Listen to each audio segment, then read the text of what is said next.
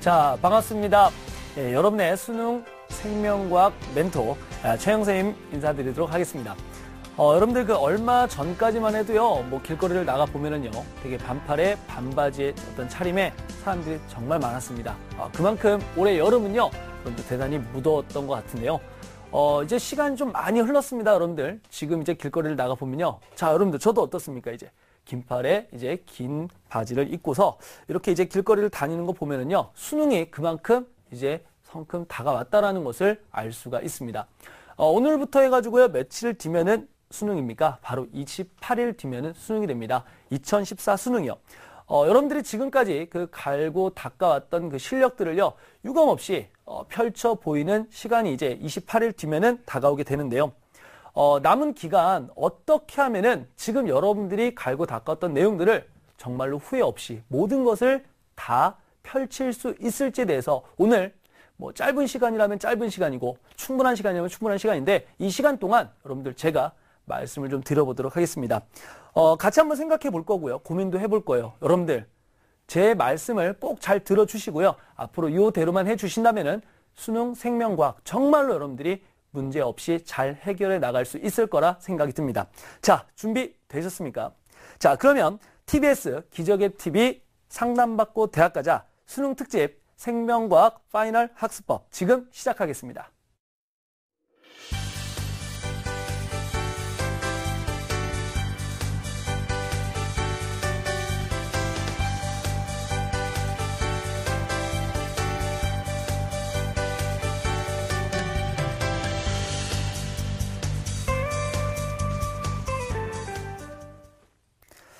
자, 그러면요, 여러분들 오늘 그 멘토 주제 중에서요, 첫 번째 생명과학 마무리 학습법에 대하여 이야기를 나눠보도록 하겠습니다. 생명과학 마무리 학습법 첫 번째는요, 단순히 문제를 풀려고 하지 마세요. 자, 그 안에 들어있는 개념을 정리하자. 자, 무슨 말인지 아시겠습니까? 단순하게 문제를 풀려고 하지 마시고요. 그 문제가 맞았다, 틀렸다 이런 것들을 고민하지 마시고요. 과연 그 문제 속에서 어떠한 개념이 등장하고 있는가를 여러분들 확인해 달라는 것입니다. 사실 그렇습니다. 지금 시기쯤 되면은 정말 많은 학생들이요, 그 실전 문제들을 풀어가면서 그 문제의 오답들을 정리하는 그런 학습들을 많이 하고 계실 거예요. 자, 그 문제의 어떤 풀이들, 그리고 여러분들이 하고 계시는 그 학습들이 틀렸다 혹은 효과가 없다 그렇게는 제가 말씀드리지 않을 겁니다. 자, 무슨 얘기냐? 물론 그 방법도 효과가 있는 것이고 그리고 분명히 여러분에게 도움이 될 거예요. 하지만 여러분들 이런 거 한번 생각해 봅시다. 여러분들이 오늘 어떤 문제를 푸셨는지 모르겠지만 자, 그 문제가 똑같은 형태로 올해 수능에서 출제될 확률이 얼마나 될까요? 자, 그런데 거꾸로 얘기하면요, 이렇게 한번 생각해 볼게요. 여러분들이 오늘 학습하셨던 공부했던 그 문제들, 그 문제들과 관련된 개념들이 과연 올해 출제가 될 확률이 얼마나 될까요?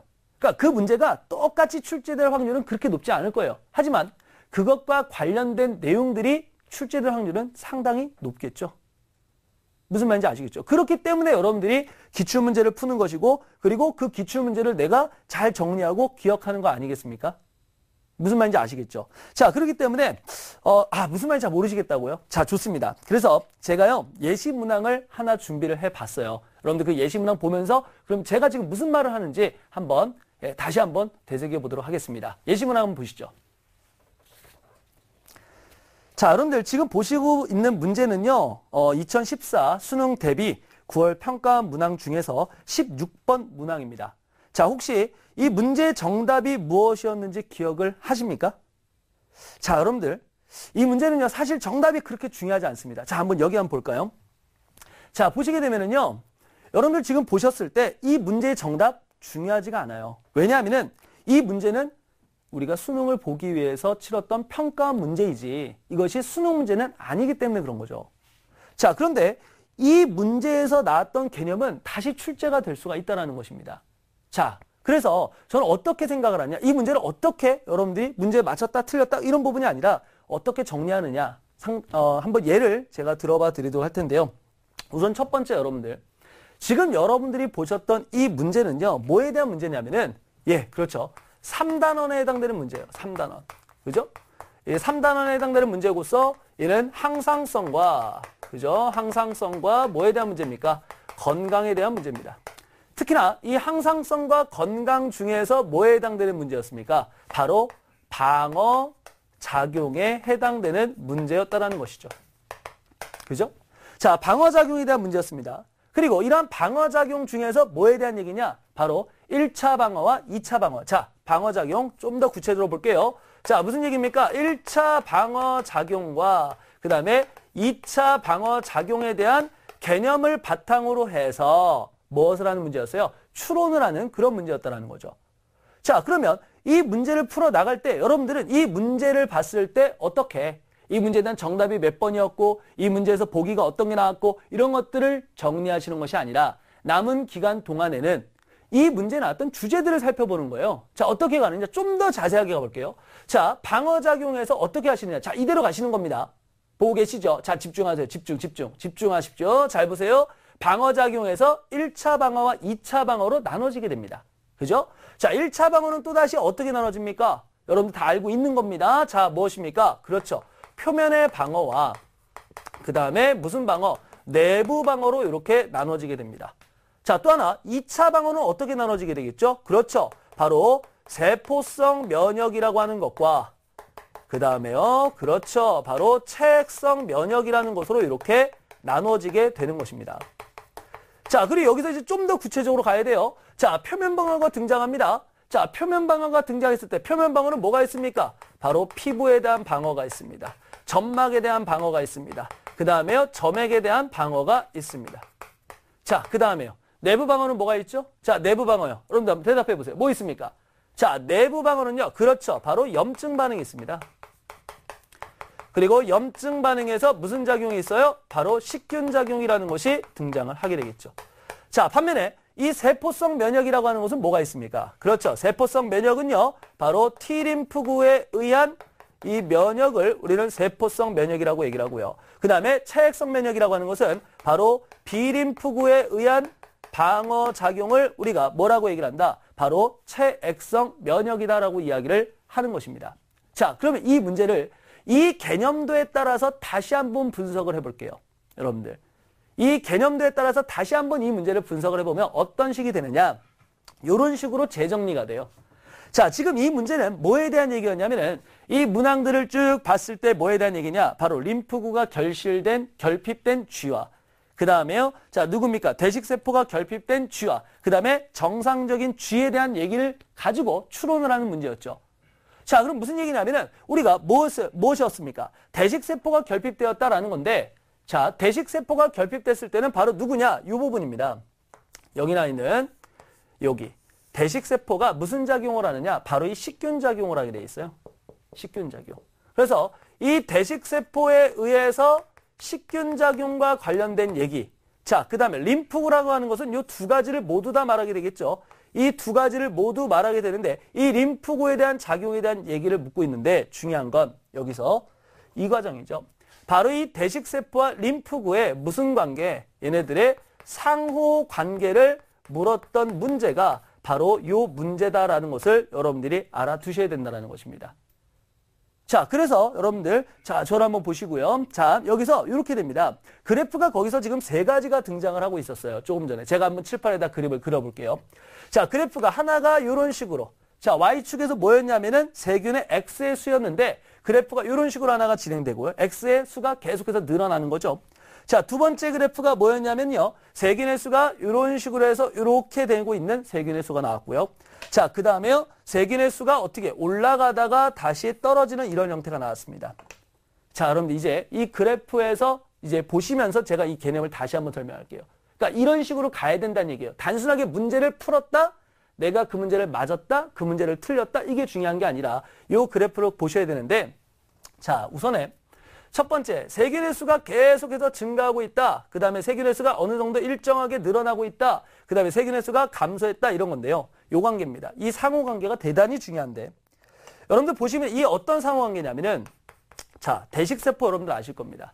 자, 대식세포라는 것은요. 외부에서 이물질이 들어왔을 때 그 이물질을 잡아먹는 역할을 하는 게 바로 이 대식세포예요. 우리가 보통 이제 대시기라고 부르는 거죠. 그죠? 이 대시기는요, 외부에서 들어온 이물질을 잡아먹습니다. 근데 잡아먹는 것에서 끝나는 것이 아니라 그것에 대한 정보를 T림프구에게 전달을 해주죠. 그러면 T림프구는 이 T림프구와 B림프구를 활성화시켜서 우리 몸의 면역 체계를 확 늘려가는 거야. 그러면서 병원체를 없애버리는 것이죠. 자, 그러면 만약에 이 대시기가 없다고 한다면 그 정보 또한 전달이 안 될 것이고 그 이물질을 잡아먹는 것도 없을 거예요. 그럼 어떻게 될까요? 바로 이물질 들어왔을 때 그 이물질의 숫자가 확 늘어나게 되겠죠. 자, 첫 번째 있는 이 하얀색 그래프가 바로 뭐겠습니까? 대식세포가 결핍되어 있는 그 그래프가 되겠죠. 왜? 잡아먹는 것도 없어. 정보를 전달하지도 않아. 그러면 방어를 아예 못하게 되는 것이죠. 그럼 두 번째는 무엇이냐? 림프구가 결핍된 것이 있다고 그랬어요. 잡아먹기는 합니다. 그런데 잡아먹기는 하나 정보를 줬는데 그 정보를 받아갈 아이가 없는 거야. 그러니까 정보를 받아가지 못하니까 얘 혼자만 열심히 그 아이를 잡아먹는데 역부족이야. 숫자가 어느 정도 유지가 되겠죠. 그리고 정상인의 경우는요. 잡아먹기도 한다. 정보를 전달해주기도 한다. 그러면서 이 둘이 상호작용을 통해 세균을 다 잡아먹으니까 이 빨간색 그래프가 되는 것입니다. 자, 무슨 얘기냐? 여러분들은 지금 이 문제를 통해서 이 문제의 정답을 맞았냐 틀렸냐를 보는 것이 아니라 이 문제 속에서 이 개념들을 쭉 이끌어 나갈 수가 있어야 돼요.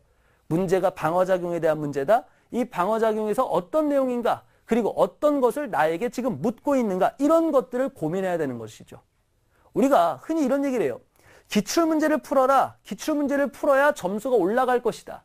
그 기출문제를 어떻게 푸느냐에 따라서 점수는 올라갈 수도 있고요. 그냥 그대로 머물러 있을 수도 있다는 것입니다.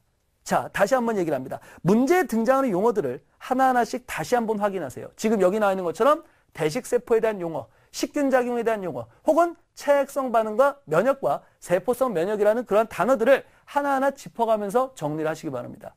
만약에 정리를 하는 중간에 막혀요. 그러면요, 나는 그 부분에 대해서 잘 알고 있지 못하다는 겁니다. 그럼 그 부분을 냉정하게 판단하시고 다시 한번 내가 그 부분에 대한 개념을 정리를 하는 시간을 갖도록 하셔야 된다는 것입니다. 이해하시겠습니까? 자, 두 번째는 여러분들 뭐냐? 기존의 개념과 신규 개념의 차이를 분명하게 정리를 좀 하셔야 됩니다. 사실 이 부분은 전략? 조금 뭐라 그럴까? 좀 숨겨진 전략 중에 하나죠. 사실은요. 자, 왜냐하면은 2014 수능 과학 탐구의 핫 이슈가 되었던 것이 무엇입니까? 바로 교과 내용의 개편입니다. 교과 내용의 개편이에요. 그러니까 제가 현장에서 이제 많은 학생들과 이제 소통을 하면서 이 교과 내용이 개편됨으로 인하여 과목에 대한 선택 고민들 많이 하셨고요. 심지어는 야, 이렇게 많은 교과들이 개편되고 교과 내용이 바뀌는데 과연 내가 재수라는 것 자체를 했을 때 얼마나 승산이 있을 것이냐 라는 것을 많은 학생들이 고민했습니다. 물론 지금 이제 얘기를 해보면은 이미 많은 시간이 지났고 이제 다 의미가 없는 것이 되긴 했지만 결과적으로 봤을 때 그 교과 내용이 개편됐다라는 건 말이죠. 단순하게 어떤 재수를 고민한다, 어떤 과목 선택에 대한 고민이 아니라 역으로 우리가 본다면은요, 분명히 그 개편된 내용을 통해서 뭔가를 예측할 수 있다는 얘기죠. 수능에서 어떤 부분이 핵심이 될 것이고 어떤 부분이 주요하게 작용할 것인지를 우리가 예측할 수 있다는 것입니다. 자, 마찬가지인데요. 이 부분도 제가 준비해온 문제를 보면서 한번 문제를 살펴보고 그리고 그것에 대한 설명을 드려보도록 하겠습니다. 자, 화면 한번 보시도록 하겠습니다. 자, 지금 보고 계시는 문제는요. 자, 9월달 평가 문제입니다. 3번에서 출제가 됐던 문제가 되겠죠. 1단원의 그 생명과학의 이해 중에서요. 그 생물의 구성 체제에 대한 그러한 문제가 되겠습니다. 자, 문제 한번 확인하셨습니까? 자, 그럼 다시 한번 저를 보도록 하겠습니다.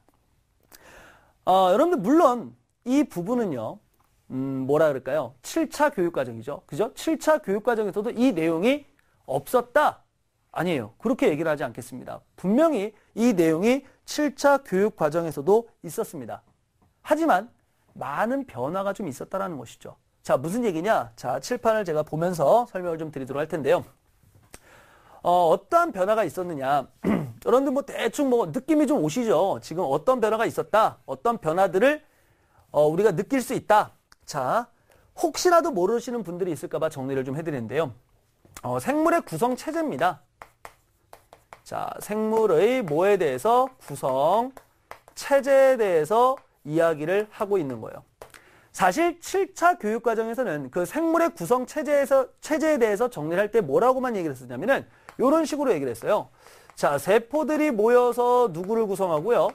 조직을 구성합니다. 자, 여러분들 지금 TV를 보고 계신 여러분들 같이 한번 따라해 봅시다. 자, 조직 다음에 누가 등장합니까? 그렇죠. 바로 기관입니다.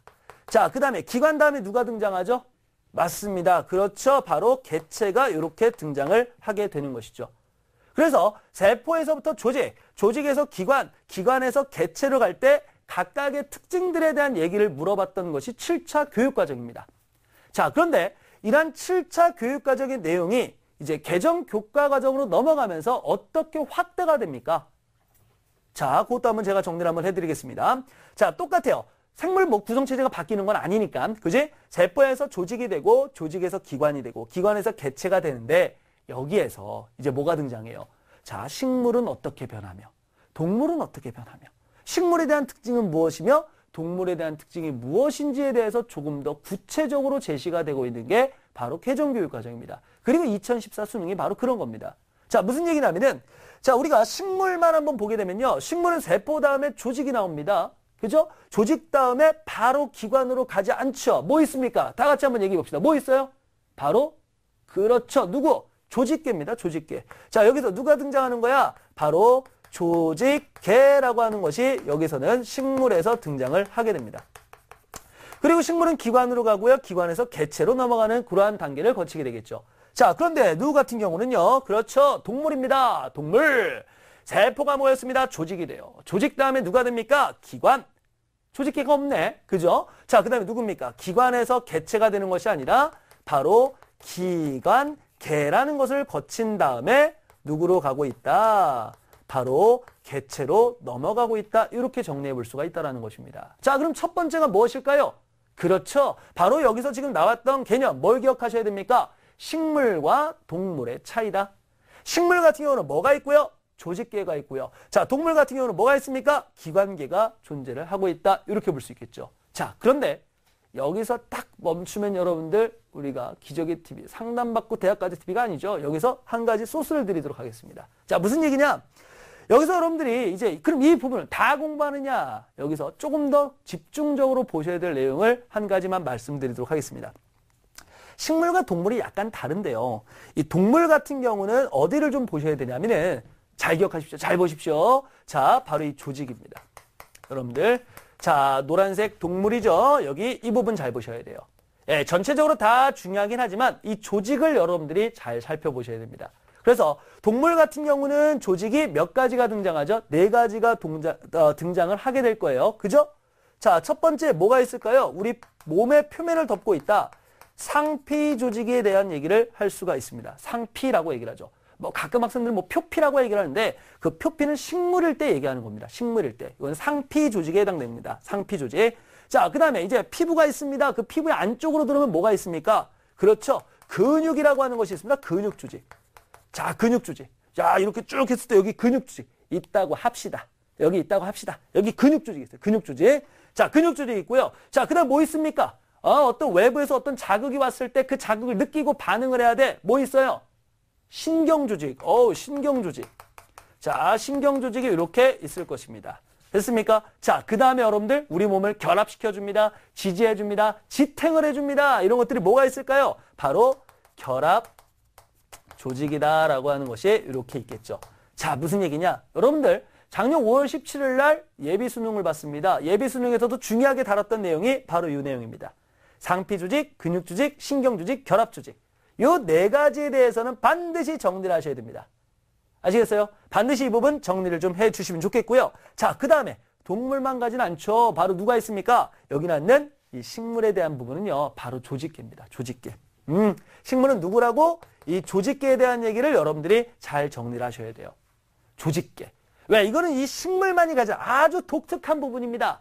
예, 바로 그래서 이 부분을 정리를 좀 할 텐데 이 조직계 부분은 여러분들 뭐냐? 예, 뭐가 있습니까? 자, 기본 조직계가 있습니다. 기본 조직계라는 것이 있고요. 자, 그 다음에 뭐가 있습니까? 물관과 체관과 이런 것들을 우리가 관다발 조직계다라고 얘기를 하죠. 자, 그 다음에 뭐가 있습니까? 식물의 겉을 감싸고 있다. 이를 표피 조직계다라고 얘기를 하게 되는데 요것 또한 참고적으로 말씀드리면 공부하시는 방법은 먼저 표피 조직계와 관다발 조직계를 먼저 공부하세요. 그리고 그 외의 것들이 전부 다 무슨 조직계다? 기본 조직계다라고 설명을 해 두신다면 좀 더 여러분들이 쉽게 정리를 해 볼 수가 있을 것입니다. 자, 첫 번째 말씀드렸습니다. 무엇입니까? 개정 교육과정과 그리고 그 개정 전의 차이를 보시면서 중요한 개념을 찝어 보셔야 되는데 자, 아직 감이 안 오신다. 그래서 한 문제를 더 준비해 봤습니다. 화면 한번 보도록 하겠습니다. 자, 여러분들 이 문제는요. 그 3단원 항상성의 건강에서 등장하는 근수축 운동의 원리에 관한 문제입니다. 자, 정말 많은 학생들 이 부분 어려워하는데요. 이 부분도 반드시 극복을 해야 되는 부분이에요. 자, 문제 다 확인하셨습니까? 자, 그렇다면은 다시 한번 저를 보도록 하겠습니다. 자, 사실 여러분들 보시게 되면은요, 뭐라 그럴까? 이렇게 한번 얘기를 해볼게요. 우리가 개정 전이 있죠. 개정 전. 이 개정 전에는 아예 이 근수축에 대한 개념 자체가 근수축의 개념이 없었다고 하셔도 돼요. 이게 사실 뭐 생물2 있죠. 지금은 이제 뭐 생명과학으로 바뀌었지만 생물2였습니다. 그 생물2에서는 이 근수축에 대한 개념이 아주 약간 등장을 했지만 거의 그 개념은 없었다. 그런데 이번에 개정교육과정이 되면서 이 근수축에 대한 개념, 그러니까 근육이 어떤 원리로 수축하는지 그리고 그 근육의 구조가 어떤 것인지 이런 부분들에 대해서 과감하게 등장합니다. 과감하게. 사실 그 대학교에 가셔서 그 일반 생물학을 공부하는 그 학생들이 봐도 어려울 정도로 과감하게 어떤 내용들을 끌어다가 제시를 하고 있습니다. 그렇다고 한다면 이 부분 마찬가지로 중요하게 보실 필요가 있다라는 것입니다. 그래서 이 부분도 마찬가지로 간단하게 자, 지금까지 제가 현장 학생들이 아주 많이 틀렸던 부분들의 요소들만 딱 한 3가지 정도만 이건 말씀을 드릴 거예요. 잘 들어보십시오. 이것도 마찬가지입니다. 첫 번째 뭐냐 하면은 이 근수축의 개념에서는 먼저 구조적인 부분이 나올 수가 있어요. 우리가 조금 전에 보신 문제도 마찬가지예요. 이 구조적인 부분이 등장을 했다라는 겁니다. 그래서 이 구조적인 부분을 여러분들이 꼭 보셔야 되는데 우리가 근육이라는 것은요. 근섬유 다발로 되어 있고요. 그 근섬유 다발은 근섬유로 되어 있습니다. 그죠? 자, 뭐냐면은 바로 근섬유라고 되어 있는데 바로 이 근섬유라고 하는 것, 근육 섬유죠. 이 근섬유라고 하는 것이 바로 세포입니다. 자, 요거 생뚱맞게 선생님 이거 무슨 얘기입니까? 아니에요. 여러분들 이 근섬유라고 하는 것 아마 여러분들 많은 학생들이 EBS 수능 특강과 수능 완성에 대한 문제를 많이 보고 계실 겁니다. 바로 수능 완성에서 나오는 3단원 항상성의 건강 근수축에 대한 문제의 6번 문제입니다. 이 문제에 대한 정의가 정확하게 등장을 하게 되는데 이게 뭐냐 하면요. 여러분들 이 근섬유, 근육섬유라고 하는 것은요. 여러 개의 세포가 모인 융합된 다핵 거대 단세포다라는 것을 여러분들이 알아두시기 바랍니다. 중요한 얘기입니다. 다핵 거대 단세포입니다. 다핵 거대. 그러니까 핵이 여러 개야. 핵이 여러 개고 그것이 다 모여가지고 하나의 단세포를 구성하고 있다라는 거 기억을 해주시면 좋겠고요. 자, 두 번째가 뭐냐면은 바로 이 액틴과 그 다음에 마이오신이라고 하는 것인데요.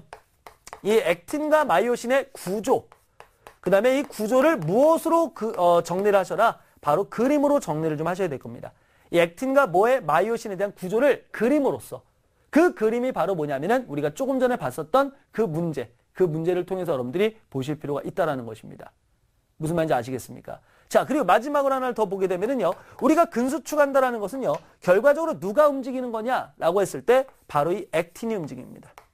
EBS 수능 완성에 나와 있는 문제죠. 자, 무슨 얘기냐? 이 근수축한다라는 것은 결과적으로 누가 이 근육에 ATP를 써요. 에너지를 씁니다. 에너지를 쓰면서 누가 이 마이오신이 액틴을 끌어잡아 당기면서 뭘 하게 된다? 그렇죠. 바로 근수축이 일어난다라는 거.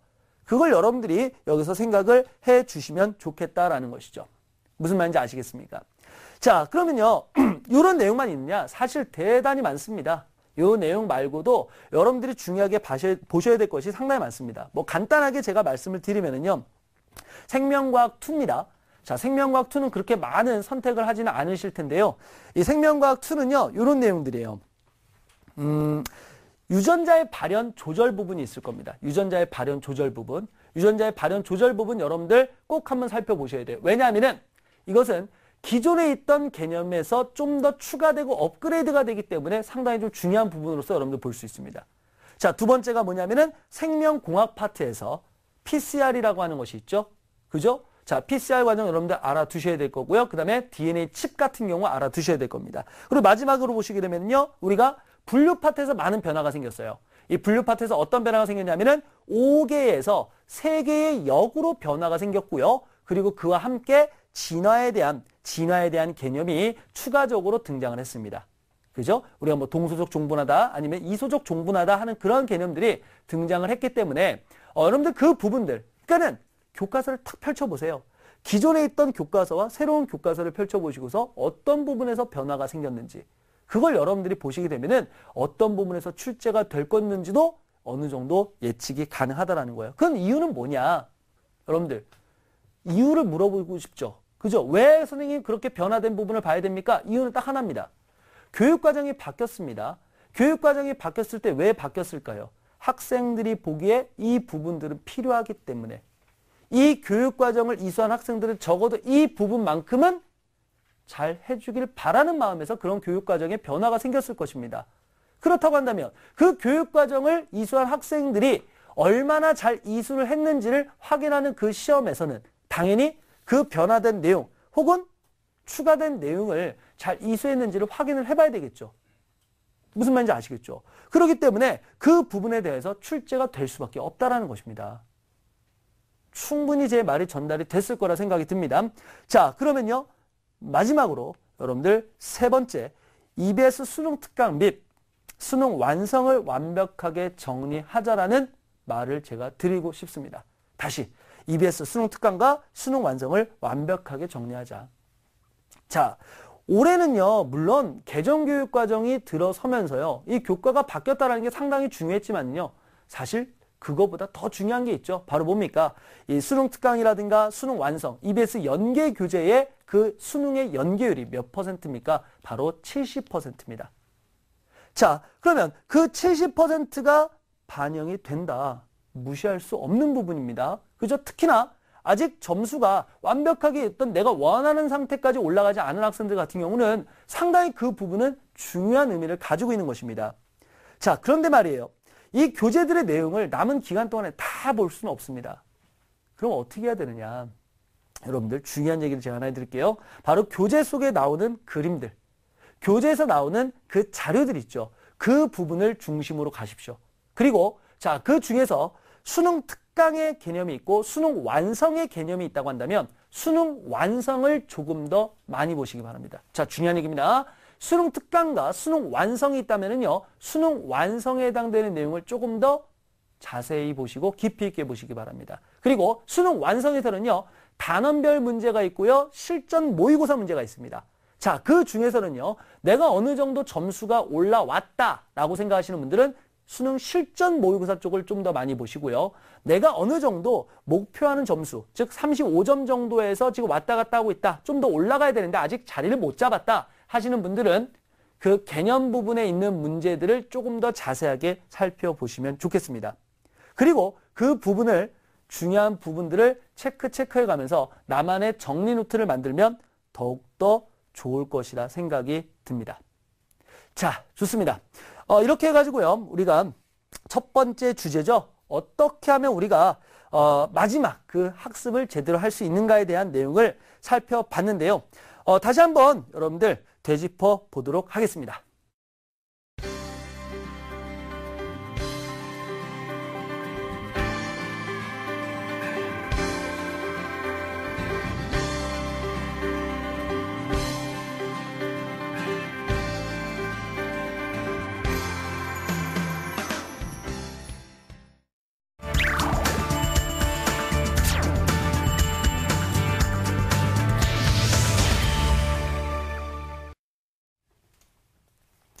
자, 보겠습니다.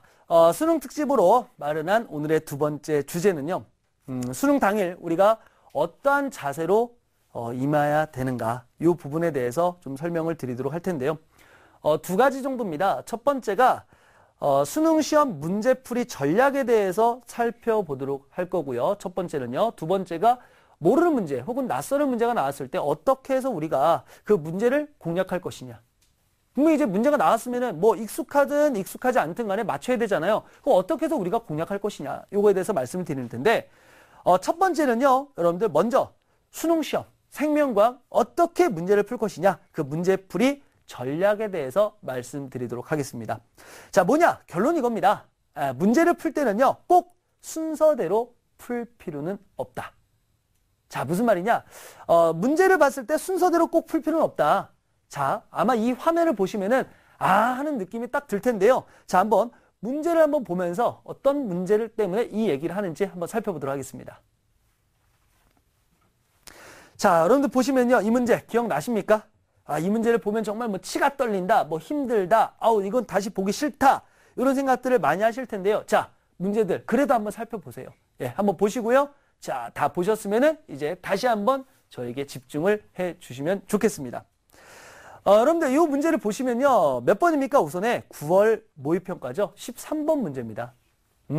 모의평가 13번인데 이 부분 때문에 정말로 많은 학생들이 시간 부족, 그리고 시간 부족 때문에 정말 쉬운 문제 또한 모두 다 놓쳐버리는 그런 어떤 결과를 가져온 문제입니다. 그러니까는 개념이 어려웠다? 그것이 아니고요. 나한테 익숙하지가 않았기 때문에 이 문제를 딱 봤을 때 이거 어떻게 해야 되지? 이거 뭐지? 하면서 되게 당황해하면서 힘들었던 그런 기억이 나는데요. 뭐 심지어는 어떤 학생 정말로 저한테 와가지고 정말로 막 억울한 듯이 정말 억울하게 이 문제만 아니었다면 이런 식으로까지 얘기하면서 막 하소연을 했던 그런 기억이 나는데요. 그러면은 결과적으로 뭘까요? 시간이 부족했다? 결과적으로 무엇에 문제가 있었다라는 걸까요? 바로 시간의 어떤 전략적 배분에 문제가 있었다라는 것이죠. 그러면 우리가 지금 남은 시점에서 뭘 해야 될까요? 그 시간을 어떻게 해서 내가 전략적으로 배분을 하고 분배를 했을 때 내가 수능 시험에서 9월달과 같은 그런 억울한 일이 없을 수 있을까요? 자, 여러분들 9월 모의평가 문항 분석을 통해서 한번 어떻게 우리가 정리를 해봐야 되는지 화면 보면서 살펴보도록 하겠습니다. 자, 여러분들 보시게 되면은요, 지금 2014학년도 9월 모의평가 문항을 한번 분석을 해봤습니다. 전체적으로 지금 총 4단원이 되겠죠. 생명과학의 2의 세문항입니다. 난이도는 중에서 중하 정도 난이도의 문제들이 출제됐고요. 자, 두 번째는요, 세포와 생명의 연속성입니다. 2단원이죠. 여기에는 뭐가 포함되느냐? 유전이 포함됩니다. 자, 난이도는요, 중상 및 상, 그리고 최상의 난이도 문제가 있었습니다. 자, 세 번째는요, 항상성과 건강에 대한 부분인데요. 7문항이 출제됐습니다. 상당히 많죠. 자, 여기는 뭐가 있느냐? 대사 과정부터 해가지고요, 신경계, 근수축, 면역 파트가 여기에 해당이 됩니다. 자, 마지막으로요, 자연 속의 인간이라고 해서 생물의 다양성 부분, 그리고 이제 개체 간의 상호작용에 대한 문제가 출제들이 됐는데요. 자, 여러분들 한번 저를 보시겠습니다. 자, 여러분들 문항들은요, 이런 식으로 출제가 됩니다. 자, 이 중에서 여러분들 고난도 문항이라고 생각하는 부분은 어디입니까? 아마 개인적으로 다 다르겠죠. 내가 고난도로 생각하는 부분 다 다를 것입니다. 저는요, 유전 부분이 좀 까다롭더라고요. 네, 제가 가르치는 학생들 유전 부분 좀 까다롭게 생각을 하는 것 같아요. 그래서 저는 어떻게 생각했느냐? 그 학생들에게 이렇게 얘기를 했어요. 자, 시간 배분을 좀 해보자. 시간 배분을 어떻게 할 것이냐? 유전 문제가 어렵다. 그럼 어려운 부분을 굳이 먼저 풀지 말아라. 왜냐하면은 문제 배치 자체, 여러분들 잘 보세요. 문제가 1단원부터 4단원까지 있다면 1단원부터 4단원까지 전체적으로 순서대로 문항들이 배치되어 있는 게 아니에요. 모의고사를 보면요. 수능을 보면은 출제자들의 그 문제 배치 있죠. 1번을 뭘 배치하고 2번을 뭐 배치하고 3번을 뭐 배치하고 이런 부분들이 있잖아요. 이런 부분들 또한 철저하게 난이도를 조절하기 위해서 뭐 돼 있다? 배려가 돼 있고 생각이 돼 있는 부분들이에요. 문제 배치 자체가. 괜히 4단원의 문제가 앞에 있고 3단원의 문제가 뒤에 있고 2단원의 문제가 중간에 있고 이런 식이 아니라는 거예요.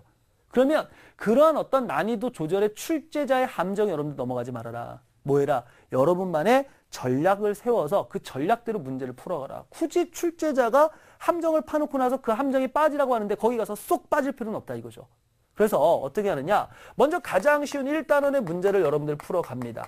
자, 1단원의 문제 푸시고요. 그 다음 몇 단원의 문제를 풀어라? 4단원의 문제를 풀어라. 예, 저는 이렇게 얘기를 합니다. 자, 그 다음에 여러분들 3단원에 해당되는 문제를 풀어가 주시면 될 것 같고요. 그 다음에 2단원의 문제를 이런 식으로 풀어가는 것도 한 가지 전략적 방법이 됩니다. 자, 그런데 단순하게 이러한 순서만 가지고 전략적이다? 이렇게 얘기를 할 수 없죠. 연습하세요. 여러분들 1단원부터 어디까지? 3단원까지 문제를 풀어갈 때 시간을요. 12분에서요. 15분 정도로 끊어가 주셔야 됩니다. 총 시간이 30분이잖아요. 그죠? 그러면 12분에서 15분 정도로 끊어가 주셔야 돼. 그러면 9월 평가원 기준으로 봤을 때 2단원 문제가 몇 문항 남습니까? 7문항이 남죠? 7문항 중에서 난이도가 중과 중하의 문제 2문제에서 3문제가 있습니다. 그 2문제에서 3문제를 여러분들이 5분 내로 끝내주시기 바랍니다. 그럼 나머지 10분이 남습니다. 그러면 4문제 혹은 3문제 정도를 그 나머지 10분 동안에 여러분들이 해결할 수 있다는 거예요. 이런 식으로 시간을 좀 짜맞춰 가셔야 돼요. 왜냐하면 이게 점수를 만들어가는 겁니다. 점수를 만들어가는 거야. 왜? 어려운 문제 2점짜리를 풀었어요? 그래도 2점이에요. 쉬운 문제 2점짜리를 풀었어요? 그래도 2점이에요. 그럼 먼저 여러분들이 확실하게 가져갈 수 있는 것부터 가져가신 다음에 어려운 문제를 공략해서 고득점으로 가셔야 돼요. 고득점이라는 건 어려운 걸 맞췄다고 해서 고득점이 아니에요. 남들이 맞추는 거 다 맞춘 상태에서 어려운 것을 맞췄을 때 고득점이 되는 거예요. 고득점 문제 풀고 나서 남들이 다 맞추는 거 틀렸다고 한다면 그거는 고득점이라고 할 수가 없겠죠. 무슨 말인지 아시겠습니까? 따라서 전략적 시간 배분을 분명히 여러분들이 해주실 필요가 있다. 자, 두 번째는 뭐냐? 모르는 문제를 접했을 때. 자, 모르는 문제를 접했을 때 과연 우리는 어떻게 해야 되느냐? 그러니까 모르는 문제라는 것은 이제 무슨 얘기냐면요. 여러분들 이런 거죠. 익숙한 문제가 있고 익숙한 문제, 그죠? 익숙하지 않은 문제가 있을 거예요. 그럼 무슨 얘기냐? 모르는 문제라는 것은 결국은 익숙하지 않은 문제예요. 익숙하지 않은 문제. 무슨 말인지 아시겠어요? 그러면 이 익숙하지 않은 문제가 나왔을 때 우리는 어떻게 하느냐? 자, 첫 번째. 그 단원이 어떤 단원인지를 한번 생각해 보셔야 돼요. 그 단원이 무슨 단원이냐. 그러니까 어디에서 나온 단원이냐. 이 부분을 좀 고민하셔야 되겠고. 두 번째가 뭐냐면은 그 주제가 뭐냐. 그러니까 여기서 익숙하지 않은 문제가 나왔으면 그 단원이 뭐냐? 그 주제가 뭐냐? 두 번째가 그 주제가 뭐냐? 세 번째는 무엇입니까? 그러면 그 주제 중에서 어떠한 관련 개념이 나왔느냐? 요걸 여러분들 생각을 해보실 필요가 있다는 거죠. 그러니까 우리가 아까 어려웠던 문제가 출제됐었죠. 아까 그 13번 문항. 그럼 무엇입니까? 아, 그 단어는 3단원이구나. 3단원의 항상성의 건강이구나. 아, 그 단어는 혈액형에 대한 문제였구나. 그럼 써가 주시는 거야. 실마리를 하나씩 풀어가는 거야. 그 다음에 혈액형 중에서도 무엇에 대한 얘기구나. 응집원에 대한 문제구나. 응집소에 대한 문제구나. 이러한 관련된 개념들과 용어를 정리해 가시면 조금씩 실마리가 풀려 나간다라는 것이죠. 무슨 말인지 아시겠습니까? 그리고 바로 여기서 집중하세요. 자, 그 실마리를 풀어가기 위해서 우리가 뭐였어요? 아까 제가 중요한 얘기 했었는데 처음에 기억나십니까? 예, 이러한 실마리들이 연습 없이 됩니까? 아니에요. 엄청난 연습이 필요합니다. 그래서 제가 처음에 말씀드렸던 게 있죠. 지금부터의 모든 문제풀이들은요. 지금부터의 모든 문제풀이는 바로 어떻게 해라. 문제의 정답이 맞았다. 정답이 틀렸다. 이런 부분들을 고민하시고 그 정답이 맞았나 틀렸냐에 거기에 여러분들 목숨 걸지 마시고 그 문제를 봤을 때 그 문제에 관련된 단원, 그 문제에 관련된 주제, 그 문제에 관련된 그 개념들을 내가 나열할 수 있느냐, 막힘없이 써갈 수 있느냐. 무슨 말인지 아시겠어요? 그런 것들을 여러분들 연습을 하라는 거예요. 그래서 제가 문제를 풀려고 하지 말고 그 문제 속에 있는 개념을 이끌어내거라. 개념을 나가는 것이, 이끌어내는 것이 분명히 앞으로 필요한 학습법이다라고 저는 생각을 합니다. 무슨 말인지 아시겠습니까? 그리고 한 가지의 팁을 제가 더 드린다면요. 바로 이런 거예요. 이거는 제가 이제 고등학교 때, 제가 이제 수능을 준비하면서 생각을 했었던 그런 부분인데요. 분명히 우리가 문제를 풀다 보면요. 익숙한 문제와 익숙하지 않은 문제가 분명히 나눠지게 돼 있어요. 익숙한 문제, 익숙하지 않은 문제. 특히나 익숙한 문제가 딱 나오잖아요. 그러면은 정말 자신감이 딱 앞서가지고 문제들을 쫙쫙 풀어갈 수 있습니다. 근데 익숙하지 않은 문제가 나오면요. 정말로 탁 막혀버려요. 물론 이 세 가지 방법은 이 부분을 가지고도 문제를 풀 수 있겠지만 만약에 이것조차 생각이 나지 않아요. 그러면은 여러분들 지금까지 여러분과 함께 했던 선생님들이 계실 거예요. 뭐 학교 선생님도 있을 수 있고요. 그죠? EBS 선생님들이 있을 수 있고요. 그 다음에 뭐 개인적으로 같이 공부했던 뭐 형들도 있을 수 있고요. 그죠? 자, 그렇게 됐을 때 바로 그 사람들이라면 이 문제를 어떻게 했을까? 그 사람들이라면 이 문제를 어떤 식으로 풀어갔을까라는 생각을 해보는 거예요. 저는 학생들한테 그렇게 얘기를 하거든요. 그래서 문제를 풀 때, 문제를 너희들이 풀 때 모르겠다. 그러면 니네가 만약에 최영이라고 하면 어떻게 할래? 니네가 만약에 나라면 어떻게 할래? 어디에서 실마리를 풀어갈래? 그걸 고민하라. 이런 얘기를 합니다. 무슨 말인지 아시겠죠? 그런 부분을 여러분들이 이제 남은 기간 동안에 계속 연습을 해 나가시는 거예요. 그 연습이 쌓여서 몸에 딱 배이게 되면은요, 정말로 위급한 상황, 다급한 상황에서는요, 여러분도 모르게 그렇게 행동을 하게 될 거라는 것이죠. 무슨 말인지 아시겠습니까? 자, 여러분들 두 가지 얘기를 했었어요. 첫 번째가 뭐냐? 첫 번째, 문제를 풀 때 전략적 시간 배분을 하라라는 거 말씀드렸고, 그 다음에 모르는 문제를 접했을 때 임하는 우리의 자세, 즉 어떻게 해라, 익숙하지 않은 문제 나왔을 때 익숙하게 바꾸는 그런 것을 제가 말씀드렸습니다. 자, 지금 제가 말씀드렸던 부분 다시 한번 우리가 되짚어 보면서 확인을 해 보도록 하겠습니다.